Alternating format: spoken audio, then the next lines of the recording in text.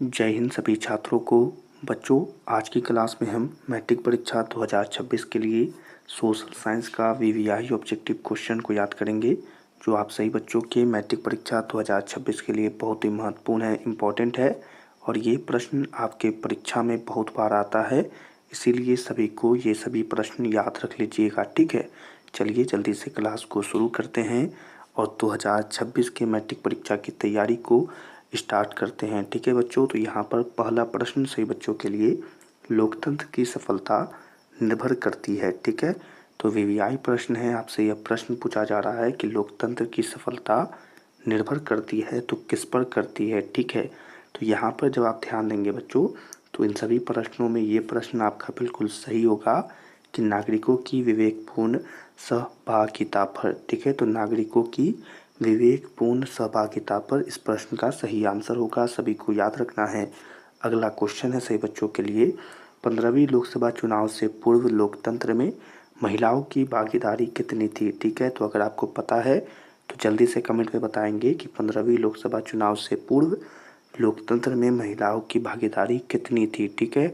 तो इस प्रश्न के लिए जो आपको आंसर बिल्कुल सही होगा बच्चों, वो होगा कि 10%, ठीक है। तो यहाँ पर बिल्कुल सही आंसर होगा 10%। चलिए अगले क्वेश्चन को यहाँ पर देखेंगे, लोकतंत्र जनता का जनता द्वारा तथा जनता के लिए शासन है, यह कथन किसने किया था। बहुत ही वीवीआई क्वेश्चन है और परीक्षा में हर बार यह प्रश्न आपके लिए आता है कि लोकतंत्र जनता का जनता के द्वारा तथा जनता के लिए शासन है, यह कथन किसने कहा था, ठीक है। तो इस प्रश्न का बिल्कुल सही आंसर होगा बच्चों कि अब्राहम लिंकन ने कहा था, ठीक है। तो आपको याद रखना है। अगले क्वेश्चन को यहाँ पर देखेंगे। अगला क्वेश्चन है, नए विश्व सर्वेक्षण के आधार पर भारतवर्ष में मतदाताओं की संख्या लगभग कितनी है, ठीक है। तो यहाँ पर आपको बताना है कि मतदाताओं की संख्या कितनी है, ठीक है। तो इस प्रश्न के लिए सही आंसर होगा 71 करोड़, ठीक है। 71 करोड़ इस प्रश्न का सही आंसर है और सभी को याद रखना है। अगला क्वेश्चन है बच्चों, यहाँ पर ध्यान देंगे, क्षेत्रवाद की भावना का एक कुपरिणाम क्या होता है, ठीक है। यहाँ नीचे ध्यान देना है कि क्षेत्रवाद की भावना का एक कुपरिणाम क्या होता है, ठीक है। तो वीवीआई प्रश्न है और इस प्रश्न का आंसर सभी बच्चों को दिखाते हैं। चलिए बच्चों, यहाँ पर आंसर है, चलिए जल्दी से अभी आंसरों में से देखकर बताएं कि इस प्रश्न का सही आंसर क्या होगा, ठीक है। तो प्रश्न था कि क्षेत्रवाद की भावना का एक कुपरिणाम क्या होता है। तो बच्चों इस प्रश्न का आंसर होगा कि अलगाववाद, ठीक है। तो इस प्रश्न के आंसर को याद रखिएगा। अगले क्वेश्चन को यहाँ पर देखेंगे, लोकतंत्र के मार्ग की सबसे बड़ी बाधा क्या होती है, ठीक है। तो वीवीआई प्रश्न है कि लोकतंत्र के मार्ग की यानी कि उसके रास्ते की सबसे बड़ी बाधा क्या होती है, ठीक है। तो इस प्रश्न के लिए जो आपको आंसर बिल्कुल सही होगा वो होगा अशिक्षा, ठीक है। तो आपको याद रखना है कि अशिक्षा इस प्रश्न का सही आंसर होगा। अगले क्वेश्चन को यहाँ पर देखेंगे कि दुनिया के कितने हिस्से में अभी भी लोकतांत्रिक शासन व्यवस्था नहीं है। तो वीवीआई प्रश्न है, जल्दी से आंसर बताएंगे। प्रश्न है बच्चों कि दुनिया के कितने हिस्से में अभी भी लोकतांत्रिक शासन व्यवस्था नहीं है। तो इस प्रश्न का आंसर होगा बिल्कुल सही कि 1/4 हिस्से में, ठीक है। तो आपको याद रखना है 1/4 हिस्से में। अगले क्वेश्चन को यहाँ पर देखेंगे। अगला प्रश्न है कि भारतीय लोकतंत्र के कितने अंग हैं, ठीक है। तो क्वेश्चन है कि भारतीय लोकतंत्र के कितने अंग हैं। तो आपको याद रखना है कि 3 अंग हैं, ठीक है।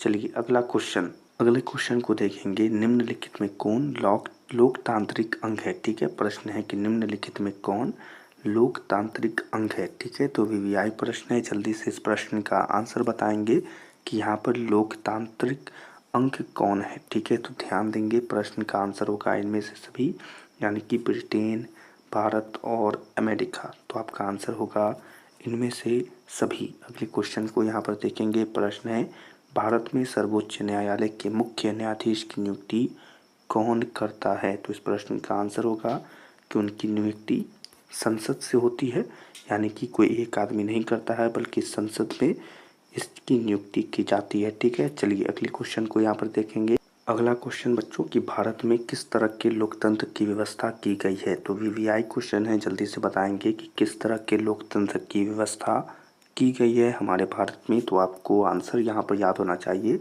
अप्रत्यक्ष इस प्रश्न का बिल्कुल सही आंसर होगा, ठीक है। अगले क्वेश्चन को यहाँ पर देखेंगे, इनमें से कौन सी राज्य की व्यवस्था नहीं है। ठीक है, तो अच्छा प्रश्न है कि इनमें से कौन सी राज्य की विशेषता नहीं है। तो इस प्रश्न का आंसर यहाँ पर आपको नहीं दिया गया है, तो इनमें से कोई नहीं यहाँ पर सही आंसर होगा। अगले क्वेश्चन को यहाँ पर देखेंगे, 16वीं लोकतंत्र में महिला सदस्यों की संख्या कितनी थी। ठीक है, तो आपको पता होना चाहिए इसके बारे में कि 16वीं लोकसभा में महिलाओं के सदस्यों की संख्या कितनी थी। तो आपको पता होना चाहिए 61 इस प्रश्न का आंसर होगा, यानी कि 61। अगले क्वेश्चन को यहाँ पर देखेंगे, 16वीं लोकसभा का चुनाव किस वर्ष हुआ था। तो किस वर्ष हुआ था बच्चों, आपको पता होना चाहिए कि 2014 में हुआ था। ठीक है, अगला क्वेश्चन सही बच्चों के लिए, 17वीं लोकसभा का चुनाव किस वर्ष हुआ था। 17वीं लोकसभा का चुनाव किस वर्ष हुआ था। तो आंसर है 2019 में हुआ था। ठीक है, तो याद रखिएगा। चलिए, और यहीं पर बच्चों सभी क्वेश्चन यहाँ पर समाप्त होते हैं। आज की क्लास में जितने क्वेश्चन पढ़ाए गए हैं उसे जल्दी से याद कर लीजिएगा, और भी महत्वपूर्ण क्वेश्चन से बच्चों को जल्दी से दिए जाएंगे ताकि आप सबको मैट्रिक परीक्षा 2026 की तैयारी और अच्छे से हो सके। तो चलिए, आज की क्लास को यहीं पर समाप्त करते हैं। जल्दी से सभी छात्र, जितने भी छात्र क्लास पढ़े हैं, क्लास को लाइक करके, चैनल को अगर सब्सक्राइब नहीं किए हैं तो चैनल को सब्सक्राइब कर लीजिए मैट्रिक परीक्षा 2026 के लिए। तो आज की क्लास को यहीं पर समाप्त करते हैं। अच्छे से पढ़ाई करते रहिए।